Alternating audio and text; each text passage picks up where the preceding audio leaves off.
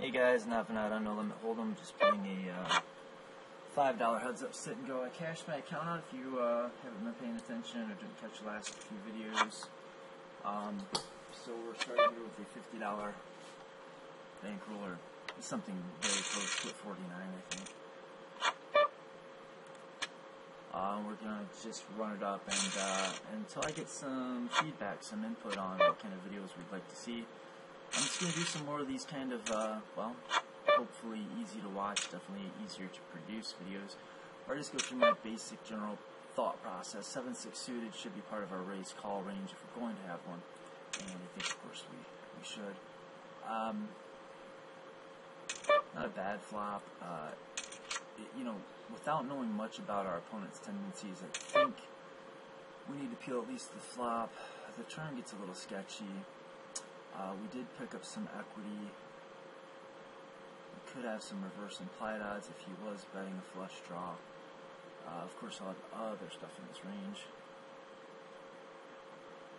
I think reverse implied odds, gonna probably put us a little bit on top in the favor of implied odds, but not by much. So it just comes down to kind of a pot odds decision, and we had good pot odds. And I think now we just turn our hand into a bluff and hope we can get him to fold. I don't think we should have to bet too much to get him to fold a non-flush. And I don't know if we can get him to fold a flush, so let's just hope he doesn't have a club.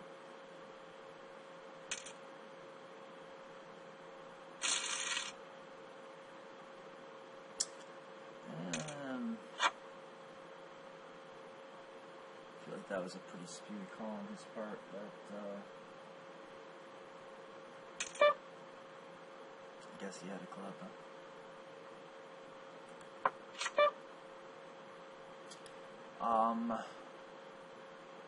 I think we probably do better by leading than checking. We can get value from obviously tons of second best hands.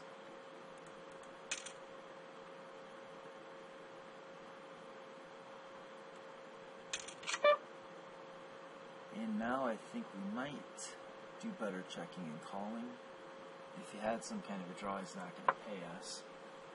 And if he has some kind of a pair worse than a jack, he's probably going to fold, I would think.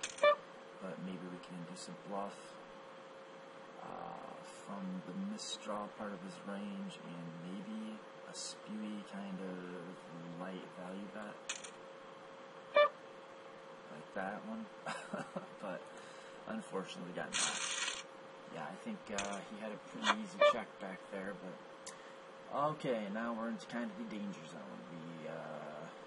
We can still min raise because we can still min raise and fold to a jam.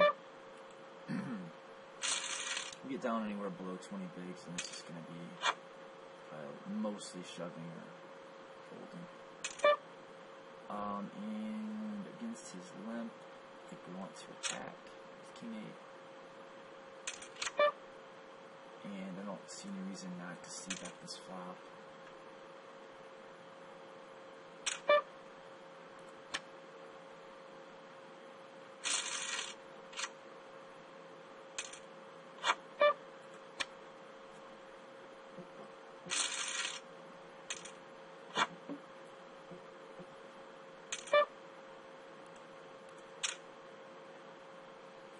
Since this worked so well the first time.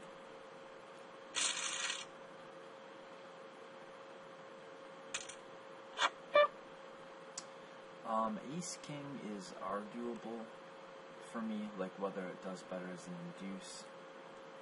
But because we haven't shoved yet, I think we will just stick with our min raise. I think he's probably going to give us a lot of credit for a shove, at least the first time we do it.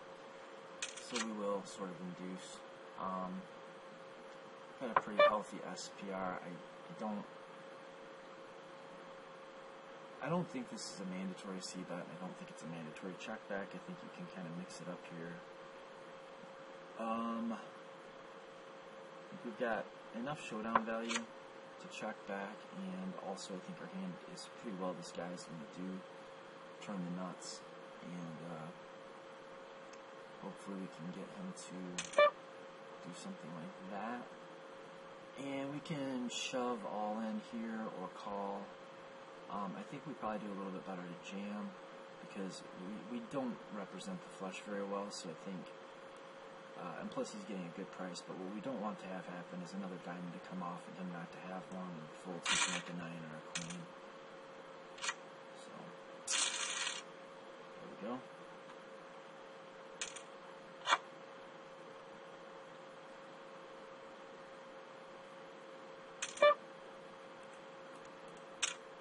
Just a value raise.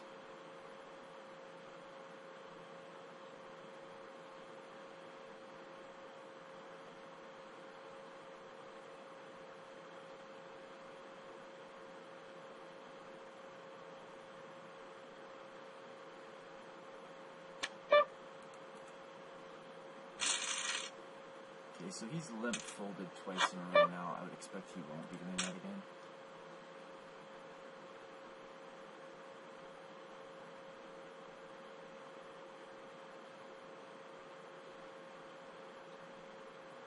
So we'll have to kind of play accordingly.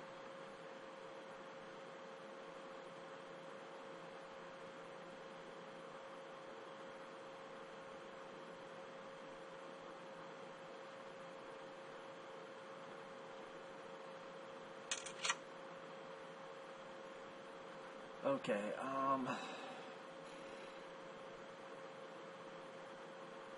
he turns his hand into a bluff, we'll find good cards to barrel, or we can check it back and just hope to get it to showdown.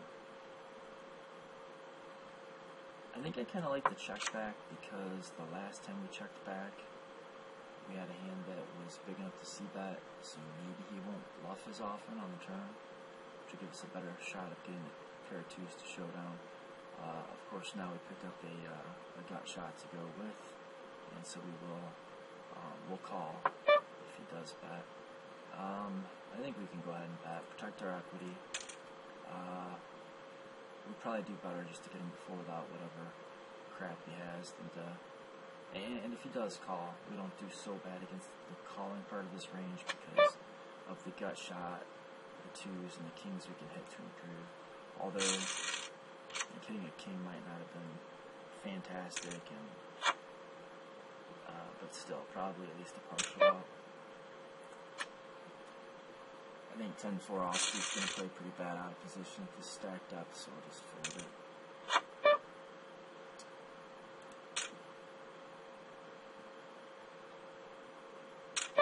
Damn. If he'd made a normal-sized raise, I definitely would have folded. I think, man, he's not, I want to jam. I think it's probably GTO to jam this, but he just hasn't been very aggressive pre-flop. Our hand plays so bad, but we're getting such good odds, and we have position. So now we flop top pair with a backdoor, a couple of draws, and an SPR of about 2. So we're never folding. The question simply is, do we do better to call down or to jam here? And I think it's close. I think we benefit enough from seeing what the next card is before making a big decision that maybe calling is slightly preferable. But I don't see how we fold.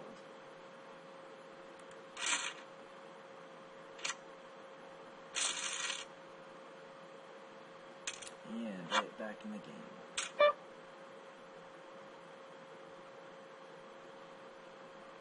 This is real close. Against the min raise, it's just a call. I think we'll fold with the 3x. I'm going to assume, until I find out otherwise, that he's 3xing with a stronger range, and because he's putting more money in, we just simply have to defend less anyway. And so both of those things kind of make me want to just fold. And now we're getting the "you effing retard speeded up" message, which is fun. Sorry about the phone call. Let me just hit the ignore button on that. I think this is a pretty good card to barrel. We did pick up some equity.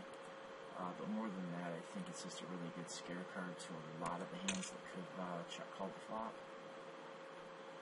It definitely will hit him some of the time, but the times that it doesn't, I would think he would be hitting the fold button. And even when he picks up something like 2 pair here, we'll have at least a small flush draw to go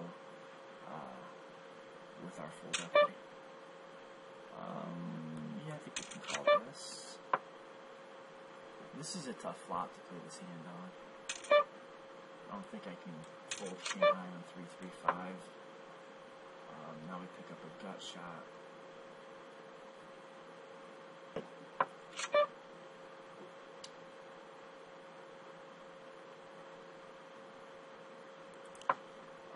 I don't feel like he should have too many flushes.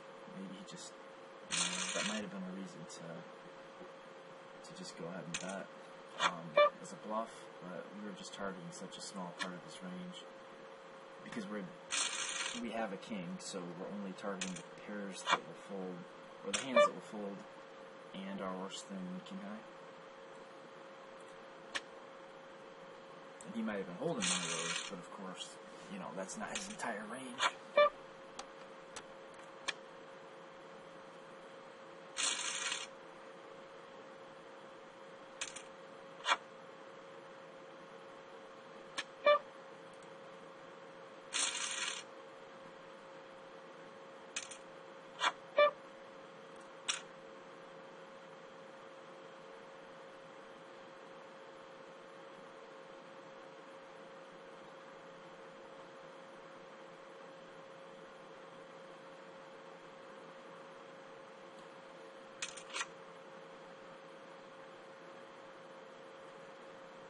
I kind of like to make small bets on raggedy paired boards because I don't mind him floating me with overcards and ace highs and even weaker draws, and then getting them to fold on later streets.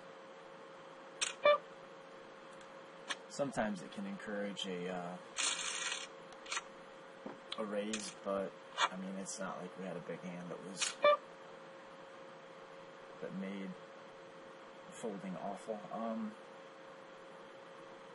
And I guess Queen 10 offsuit is going to be a call even against a 3x open heads up.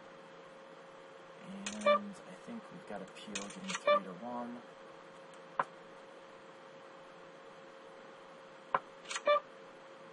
And now I think we've got enough showdown value to check and call.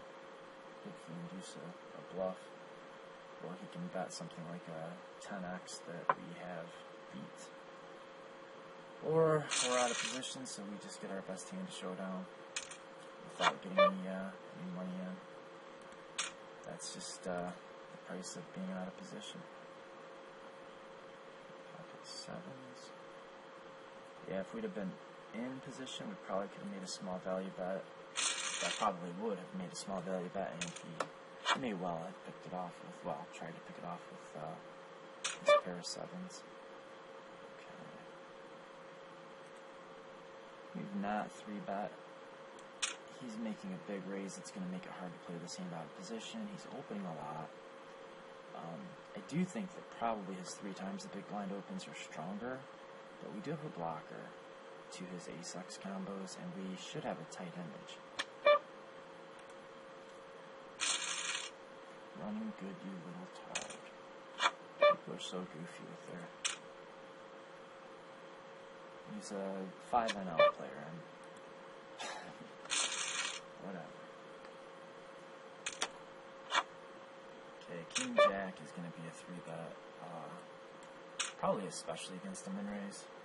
And he's been 3xing and got 3-bet and went to a min raise. I think that probably is weak. You would think that if he had a strong hand, he would just keep doing his 3xing, especially when he just got 3-bet. And I think we're just going to jam this turn. We could go half pot, but that's going to be awfully weird on the river. So let's just see if we can get stacks in against a hand like King 6. And we'll accept the rematch if he wants to play again. That'd be fantastic.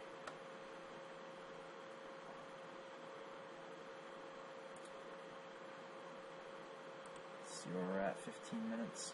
I may just put this up as a video. We'll see. If he accepts the rematch, then we'll have a full video. I don't think he's gonna. Okay, so yeah, I don't think that's what happened.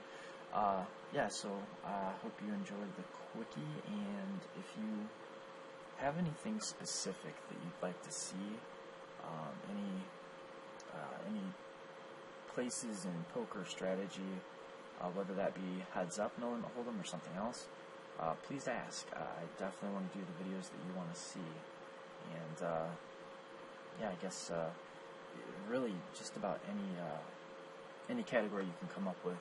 If I feel a little bit deficient in that topic, I've got some pretty good poker minds that I can talk to and draw some insight from, or maybe it's something I really am clueless about, like I don't know, heads up Omaha or something. Then I'll probably just not be able to do that, but or maybe I could just play and kinda, that might be interesting to do, like a beginner struggling through Omaha heads up kind of a thing, so you can watch my silliness and kind of laugh with me, or at me, whatever your preference. So until next time, guys, not bad, over and out. Good quote, LUCK, end quote.